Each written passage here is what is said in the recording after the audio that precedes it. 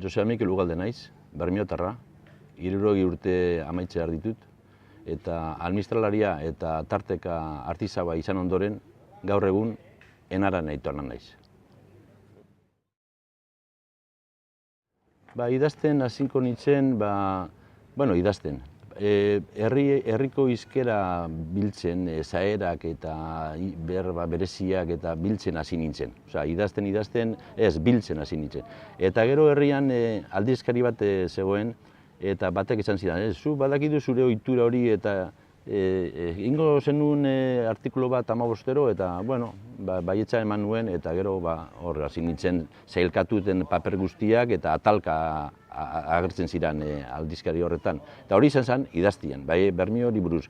Tarteka urte horietan agertzen ziren nire gogoeta batzu beste gauza batzuri buruz, heriotza, poema bat, eta horrek geratu ziren alboan, eta behin esan zidaten, dago zer, eta orduan esan nuen, beste bide bat hartukot, eta liburu bat pentsatu nuen, hau da. Beti izan naiz sormentzoa daukana, bai, bitxiak ere bai, eta bai, eskultura beti, niretzako eskultura eta arkitektura gustoko dudan arlo bata. Eta bai, hasi nintzen, lehenengo eta behin hasi nintzen bitxiak egiten. Bai, honelako bitxiak egiten, eta gero hortik ia lotuta materialak ikutzerakoan eta hasi nahitzen eskultura txikiak egiten, eta bai, da gustora, bai. Inspirazioa kalean edo noiz hartzen dut. Inspirazioa da irakurtzen ari zarela, beti daukazu beste bide batera eramaten zaitu irakurtzen duzuna, eta ikusten duzuna ere bai, edo entzuten duzuna, eta ni beti dago adi. Eta nire burua beti dago bueltaka, eta hor beti agertzen da zeo zer apuntatzeko, grabatzeko mugikorrean, edo papertxore baten, edo zer dan, hor geratzen da, gero zerbait egiteko. Oteiza beti irakurri dugu, guretzak desan da, ez dakit, beste mundoko bat ez da, beti maite izan dugu, eta batez be, nik uste berak, eta batez be beran esaldi batek. Arek esana da, simetria ergelen errekursua dela, eta ados nago. Da idazlanetan, esango dizut, maizu modura irakurri dut gauza asko beranak, eta lagundu be egin dit Angel Lertxundi.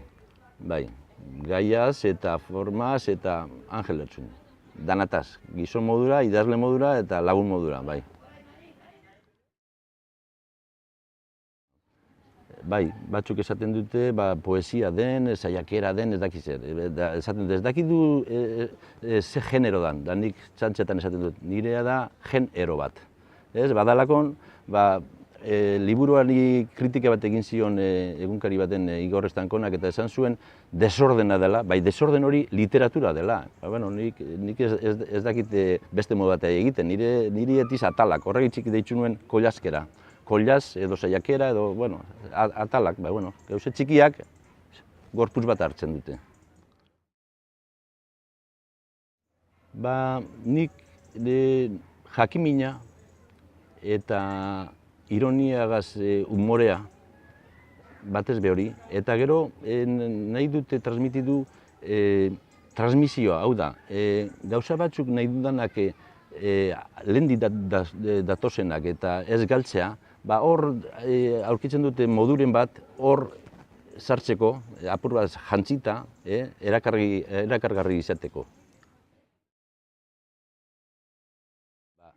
Erantzuna erreza da, behin batek esan zidan, ez daukagu harreman zuzenik, ez bada etxekoak edo lagunak, batek esan zidan, herritar batek, zure liburua beti daramat hondartzara. Beti, nire boltsan beti dago zure liburua. Gauza laburra direnez, beti aurkitzen dut momentoren bat zure liburua erutuko, eta hor boltsan dago. Orduan, hondartzara eramateko liburua bada, fenomeno. Neguan beste liburu mota bat irakurri eta udean nireak. Lehen liburu hau, 310 segundo haiek, izan zen, horrek gogoeta eta horrek poemak eta horrek material guztia eduki nuenean, esan nuen, bueno, ze itxura eman behar diot honek argitaratzeko edo apurbet zabaltzeko. Da hemen, bertan, talaian, bueltakan ebilela pentsatu nuen, bueno, zerbait aman komun izan behar dute. Orduan pentsatu nuen, bueno, institutuko ikasleak izaten dute aman komun, meizu bat, irakasle bat. Orduan esan nuen, material guzti hau institutu batera doa. Eta hemen hartzen dute forma ikasleen ahoetan. Irakaslik esaten diote lan bat egiteko, eta beraiek egite dute hau, bestea eta zestea, da horra gertzen dira, institutu baten. Meizo bat izan zen matematikakoa. Eta berak matematika ahaltsuak ematen zuen zion literatura ahulari 5 minutu pasatxo egunero, eta horrela agertzen ziren egunero ikasleen lanak. Bigarren liburua, honen bilduma berekoa, da ikasle bat, Koldo Olpategi, asmatutako izen bat da, meizuaren uberan, beren ohitura berberekin, kuaderno laranja bat erabiltzen zuen beran gogoetak eta bar egiteko. Da orduen behin, beste ikasleei, batzar baten, baskari baten, nik ere bardine jarraintzen dut, meizu bezala, eta nire gogoetak eta kuaderno laranja baten idazten ari naiz. Orduen datorre urterako, kuaderno hori ekarriko dute baskari honetara, eta da hemen dau, liburu eginda.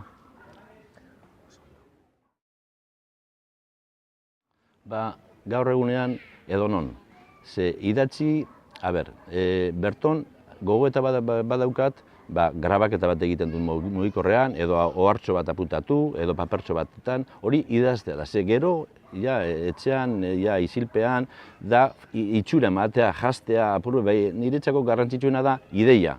Ideia hori. Da gero hori ideia hori hitzak egokienak aurkitu, zer egin arekin, baina niretzako mamia da beti.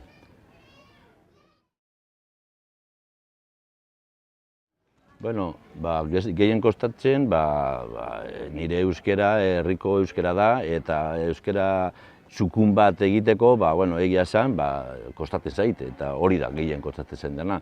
Eta asetzen dauena, zeo zer, zure ideia hori, bueltaka eman, eta denporarekin, kontrolatzen zarenean, zerbait txukuntzua dela, balio duela zerbait, da lortuten dozula itxura ematea, orduan asetuta geratzen naiz.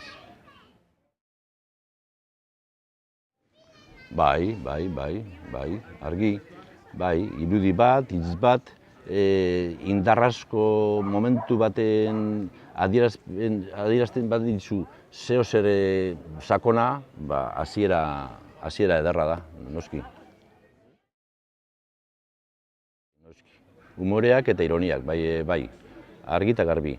Leheneko liburua, ez hau, honek, baizik eta herriko esaerana, han beti hasieratik pentsan nuen, erakargarri egiteko, nik egingo dudan artikulua aldizkari horretan herrikoan, izan behar da, euskara errazean eta humorearekin. Ze bestela ez dau, atsegina izan behar da, eta atsegina humorea da primerakoa. Jenteak irakurtzeko. Irakurtzeak gozada bat. Ni beti izan nahi irakurlea, idazle, sasi idazlea izan aurretik, gaztetatik, da gozada bat, eta oraintsu irakurri dut, orain 40 urte irakurri duen ipin batzuk, eta gozada bat. Irakurtzea dakar mundu aldatzea, eta mundutik ateratzea, eta irakurtzea niretzat da lehenloko gauza. Gozada bat. Liburu bat? Noski. Bat edo bi, Angel Lertxundiren eskarmentuaren papelak eta paperfesta. Ez, momentu honetan ez. nik gauza bat egiten ari naizenean, nago buru belarri. Eta orain, aitona naiz, eta ez daukat beste zereginik nire lobatxoenara baino.